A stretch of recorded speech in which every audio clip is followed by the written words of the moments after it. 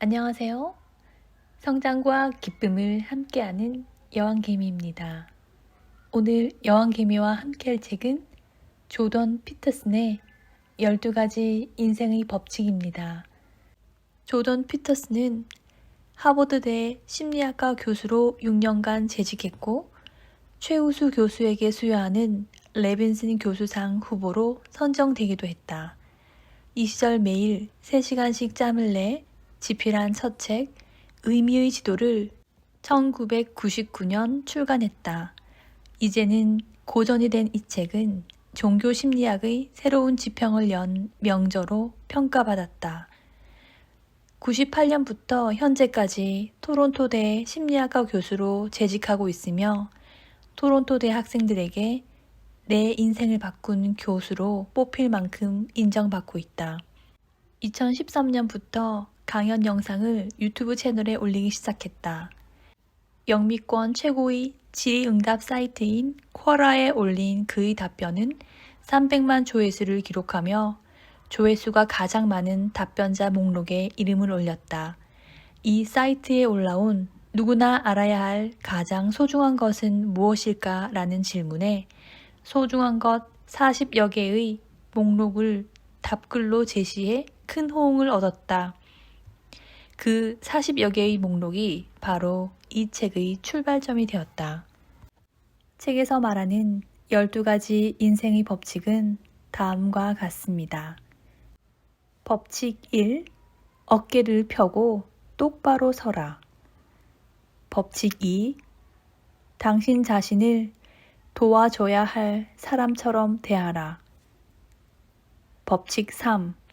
당신에게 최고의 모습을 기대하는 사람만 만나라. 법칙 4.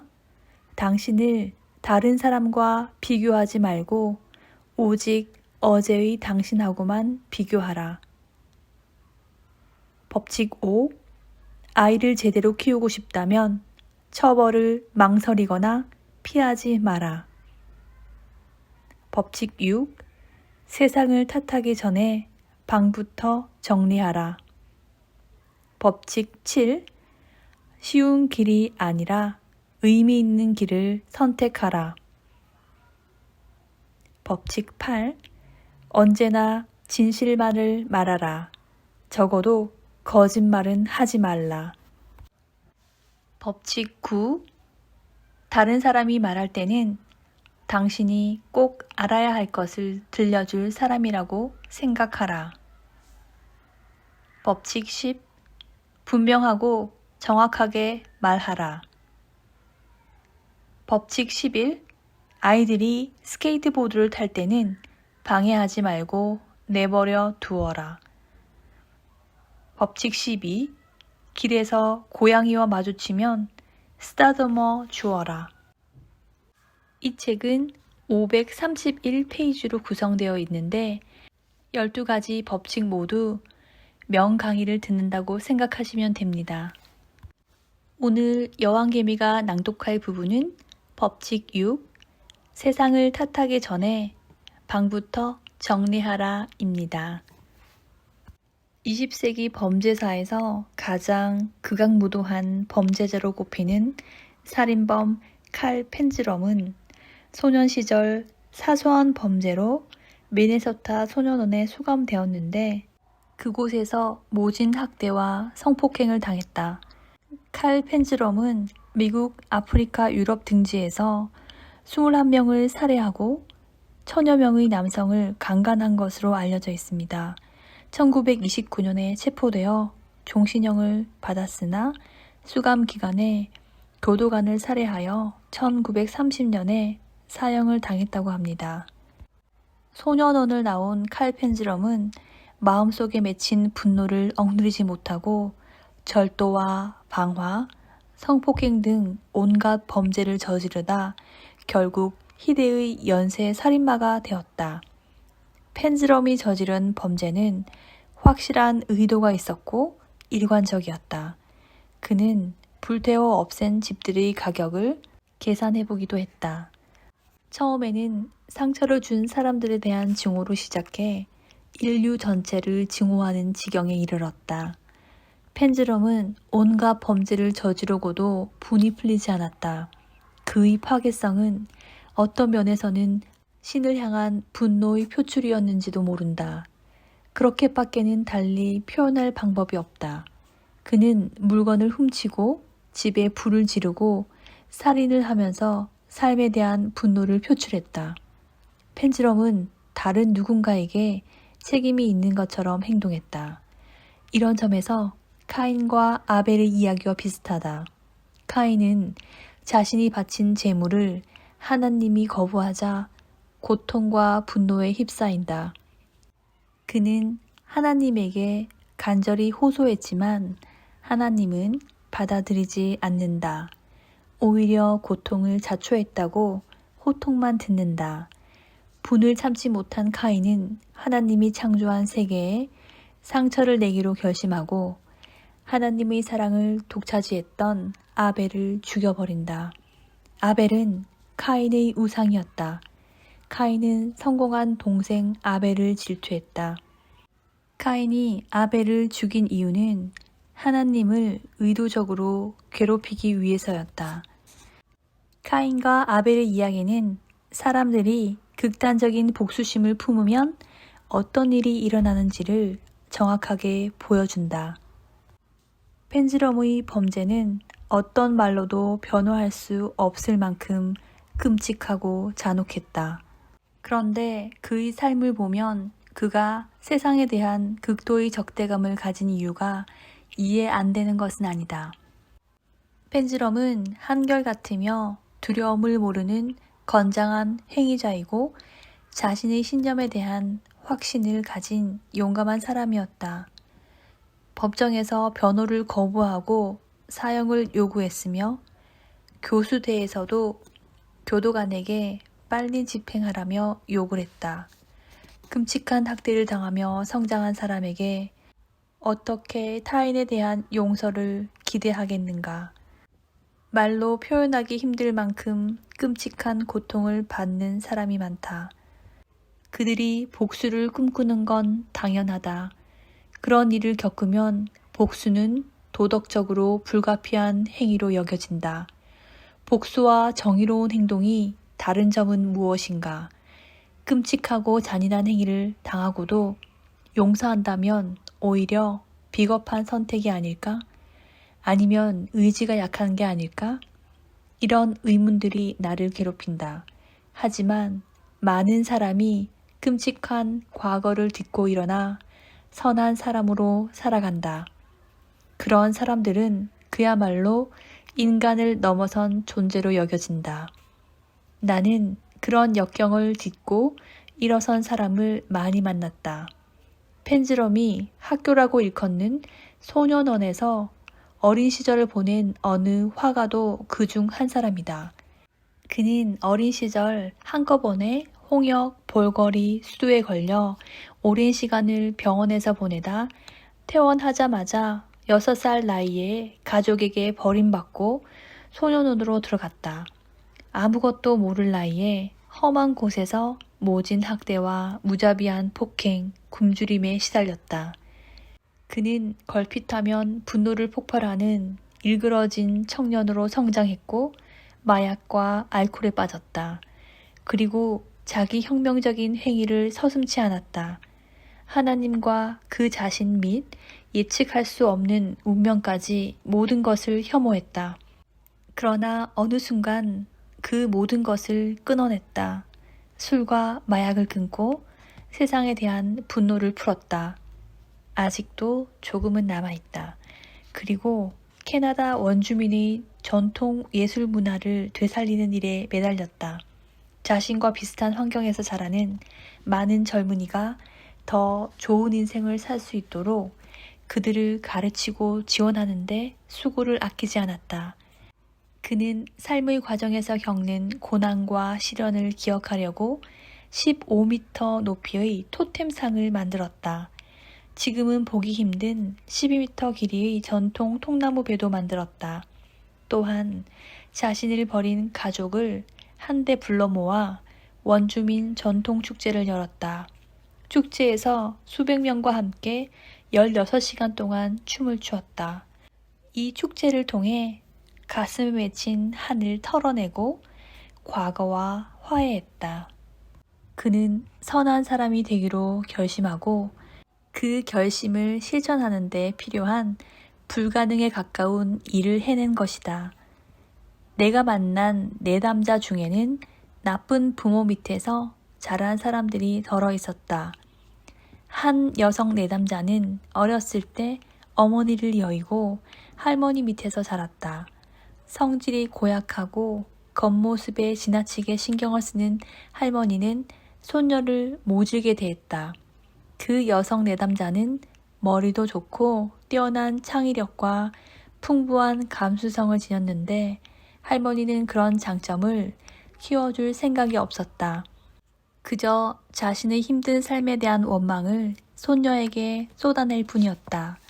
아버지와는 그런대로 원만하게 지냈다. 하지만 아버지는 매일 술에 빠져 지내는 사람이었다. 결국 아버지 역시 일찍 세상을 떠나고 말았다. 그녀는 아버지가 세상을 떠나는 날까지 수발을 들어야 했다. 그녀에게는 아들이 하나 있었다. 하지만 과거의 분노를 아들에게 전혀 드러내지 않았다. 다행히 아들은 믿음직하고 성실한 청년으로 성장했다. 그녀는 자신의 환경적 결함을 아들에게 물려주지 않고 그 결함을 스스로 봉합하려 애썼다. 조상들의 죄를 답습하지 않는 것이다. 이런 극적인 변화는 얼마든지 일어날 수 있다. 모든 고통이 반드시 가치와 의미와 희망에 대한 완전 거부를 하는 허무주의를 낳는 것은 아니다. 정신적 고통이든 신체적 고통이든 지적인 고통이든 무엇이든 마찬가지다. 그런 고통은 항상 다양하게 해석될 수 있다. 니체의 말이다. 이 말의 의미는 악을 경험한 사람은 악을 퍼뜨림으로써 악을 존속시키려는 경향이 있으나 악을 경험함으로써 오히려 선을 학습할 가능성도 있다는 것이다. 괴롭힘을 당한 아이는 자신이 당한 대로 다른 사람을 괴롭힐 수도 있지만 자신이 받은 고통을 통해 그런 학대가 잘못된 것을 깨달을 수도 있다. 어머니에게 학대당한 사람은 그 경험을 통해 좋은 부모가 되는 게 중요하다는 사실을 깨우칠 수 있다. 실제로 어렸을 때 학대를 경험한 사람은 대부분 자녀를 학대하지 않는다. 이론적으로 입증된 사실이다. 간단한 산수로도 증명된다. 예를 들어 한 부모가 3명의 자식을 낳아 학대하고 그 3자녀가 각각 3자녀를 두는 식으로 세대가 이어진다고 해보자. 첫 세대에는 아동학대자가 3명, 두 번째 세대에는 9명, 세 번째 세대에는 27명, 네 번째 세대에는 81명이 될 것이다. 세대가 내려갈수록 아동학대자 수가 기하급수적으로 증가한다. 이런 식으로 20세대가 지나면 100억 명이 넘는 사람이 어린 시절 학대를 당한다는 결과가 나온다. 100억 명이면 현재 전 세계 인구를 훌쩍 넘어선다. 하지만 실제로 세대가 내려갈수록 학대는 줄어들고 있다. 학대를 막으려는 조치들도 강화되고 있다. 이런 변화는 인간의 심성에서 선이 악을 지배한다는 증거인 셈이다. 복수심은 간혹 정당화되기도 하지만 생산적인 생각을 방해하는 요인이다. 미국 태생의 영국 시인 T.S. 엘리엇이 쓴 시극 칵테일 파티에는 이런 주제를 다룬다. 등장인물 중 한 사람이 칵테일 파티를 즐기지 못한다. 그녀는 정신과 의사에게 자신의 비참한 삶을 하소연하며 이 모든 불행이 자기 잘못 때문이었으면 좋겠다고 말한다. 정신과 의사는 의아해하며 이유를 묻는다. 이 모든 게 내 잘못 때문이라면 내가 어떻게든 해볼 수 있는 게 있다. 하지만 하나님 때문이라면 현실 자체에 문제가 있어서 그런 거라면 결국 불행에서 벗어날 수 없다. 그녀는 오랫동안 진지하게 생각한 끝에 이런 결론에 이르렀다고 말한다.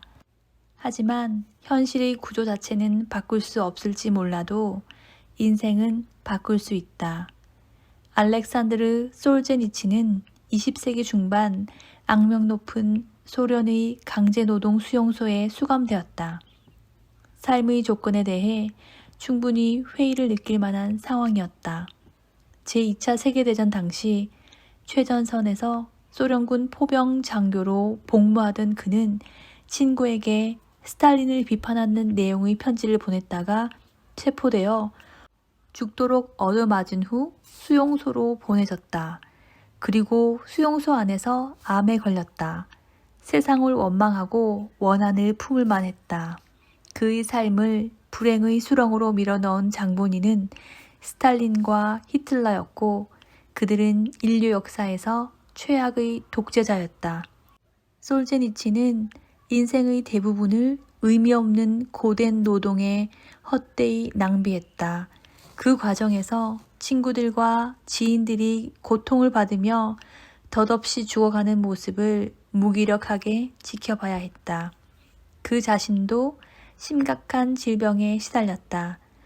솔제니친에게는 하나님을 원망하고 세상을 저주할 이유가 넘쳐 흘렀다. 성경에서 가장 큰 시련을 겪은 인물인 욥조차 그처럼 가혹한 시련을 겪지는 않았다. 그러나 진실만을 바라보던 위대한 작가 솔제니치는 복수심과 파괴적인 욕망에 매몰되지 않았다. 오히려 그는 두 눈을 크게 떴다. 섬뜩한 환경과 온갖 시련 속에서도 훌륭하게 처신하는 사람들을 만났다. 솔제니치는 그들의 행동을 관찰하며 분석했다. 그리고 자신에게 물었다. 나에게 닥친 재앙에 내 책임은 없는가? 책임이 있다면 이 모든 일이 어떻게 일어났는가? 그는 공산당을 무작정 지지하던 젊은 시절을 떠올렸다. 그리고 자신의 삶 전체를 되짚어 보았다. 수용소에서 남는 건 시간뿐이라 생각할 시간은 얼마든지 있었다. 과거에 내가 어떻게 잘못된 선택을 했는가? 잘못된 짓이란 걸 뻔히 알면서도 양심에 어긋난 행동을 얼마나 많이 했는가? 본심을 숨기고 거짓말을 한 적은 또 얼마나 많은가? 소련의 수용소라는 더러운 지옥에서 과거의 죄를 바로잡고 속죄하려면 어떻게 해야 하는가? 솔제니치는 과거의 삶을 세세한 부분까지 되짚어가며 계속해서 질문을 던졌다. 지금부터라도 그런 실수를 중단할 수 있을까?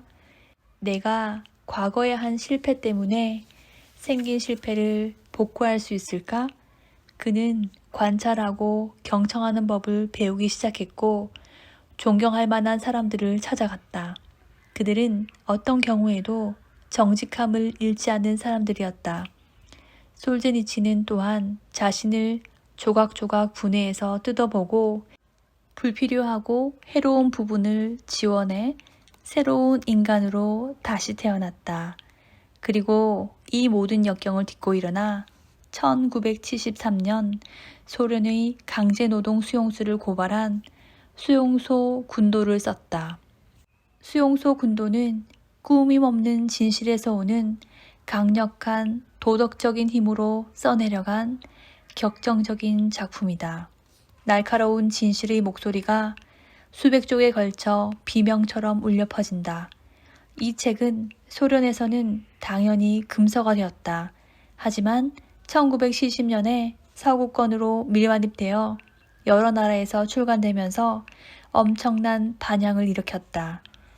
솔제니친의 글은 공산주의 이데올로기의 권위에 심각한 타격을 입혔다.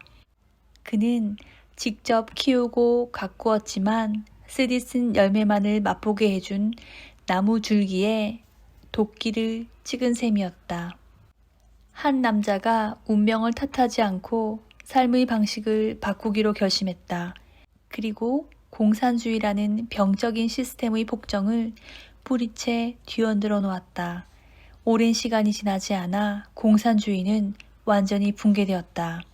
솔제니친의 용기가 큰 역할을 했다. 모든 것이 산산이 부서지다. 위대한 정신은 현실을 탓하지 않는다. 삶을 혐오하지도 않고 하나님을 원망하지도 않는다. 구약 성경의 히브리인을 이런 관점에서 분석하는 것도 흥미롭다. 히브리인, 이스라엘인, 유대인은 밀접한 관련이 있지만 역사적으로 구분하면 차이가 있다. 히브리인은 고대 이집트 시나이 반도에서 요르단강 서쪽에 이르는 가나안 지역에서 사는 사람을 가리키는 말이었다. 12지파로 나뉜 히브리인은 이집트에서 탈출한 후 이스라엘이라는 일종의 연맹국을 형성하고 화합과 분열을 반복했다. 이후 이스라엘은 남북으로 분단되고 남이스라엘의 유다 지파가 12지파 중 가장 강력한 세력을 형성하면서 훗날 유대인이 되었다. 구약 성경의 히브리인을 이런 관점에서 분석하는 것도 흥미롭다.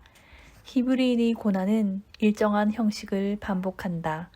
아담과 하와, 카인과 아벨, 노아의 방주, 바벨탑 등은 기원도 알 수 없는 아득한 옛날 이야기다. 대홍수 이후에야 비로소 역사가 시작된다. 그 역사는 아브라함으로 시작된다. 아브라함의 후손들은 구약 성경의 히브리 민족이 된다. 이 때문에 구약 성경은 히브리 성경이라고도 한다. 히브리인은 야훼, 즉 하나님과의 계약을 맺고 역사적인 모험을 시작한다. 하나님이 세운 인물의 지도 아래 히브리인은 사회를 조직하고 제국을 세운다. 재산이 늘고 삶이 풍요로워지면서 성공에 들뜬 채 오만과 교만에 빠진다. 타락할 대로 타락한 그들은 하나님과의 약속도 저버린다. 도덕적 의무를 망각한 채 권력에 집착하고 심지어 다른 민족의 신을 섬기기까지 한다. 이때 선지자가 나타나 부패한 왕과 믿음을 잃은 국민을 호되게 비판하며 무자비한 심판의 날이 다가올 것이라고 경고한다. 하지만 그들은 선지자의 경고를 무시한다. 하나님은 약속을 지키지 않은 히브리 민족을 벌한다. 결국 이 민족과의 전쟁에서 참혹하게 패하고 수년 동안 노예로 살아간다.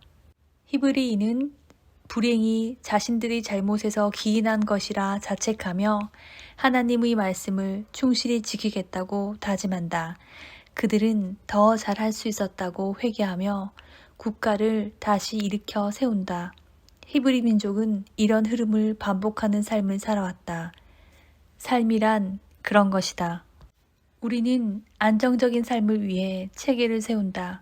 가족을 이루고 공동체를 형성하고 국가를 만든다. 이런 체제의 밑바탕이 되는 원칙을 정하고 믿음의 체계를 만든다. 처음에는 아담과 하와처럼 낙원과 같은 곳에서 순수한 믿음으로 살아간다. 그러나 성공이 계속되면 무사 안일에 빠져 마땅히 해야 할 것들에 주의를 기울이지 않는다. 현재 가진 것을 당연하게 여기면서 어렵고 귀찮고 안 좋은 일에는 눈을 감아버린다.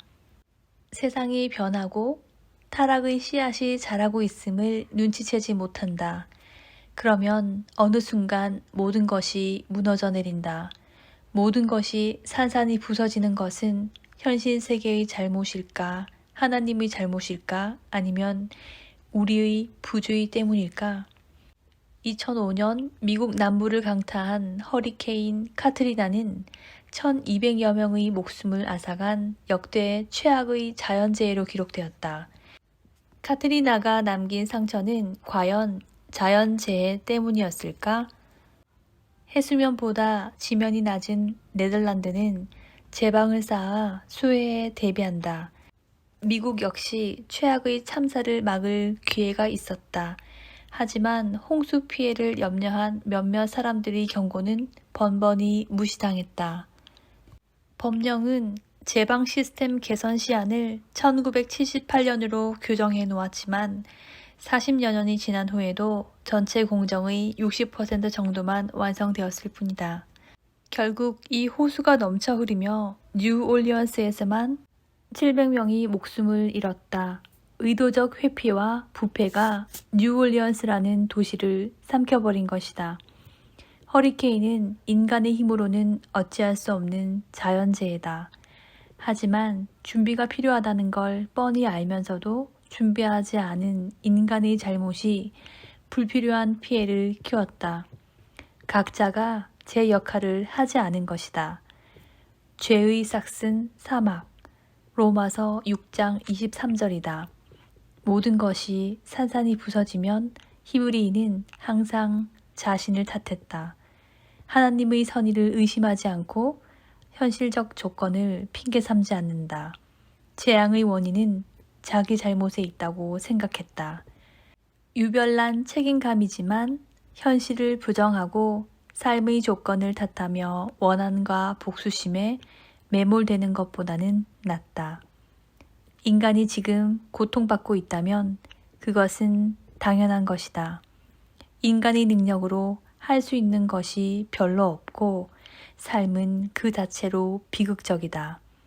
하지만 그 고통이 더는 감당하기 어렵다고 느껴진다면, 그래서 그 때문에 비뚤어지고 있다면 진지하게 생각해봐야 할 것이 있다. 당신 삶을 깨끗이 정리하라. 당신 환경을 생각해보자. 우선 작은 것부터 살펴보자.